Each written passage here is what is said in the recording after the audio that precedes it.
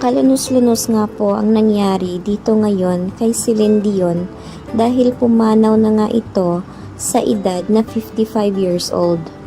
Ngayon lang ibinalita na pumanaw na nga ang Canadian singer na si Celine Dion dahil na rin sa sakit na Stiff Syndrome na isang pambihirang sakit sa neurological nito. Kaya naman ngayon ay nagdadalamhati ang lahat ng tao sa pagkamatay nga ng sikat na singer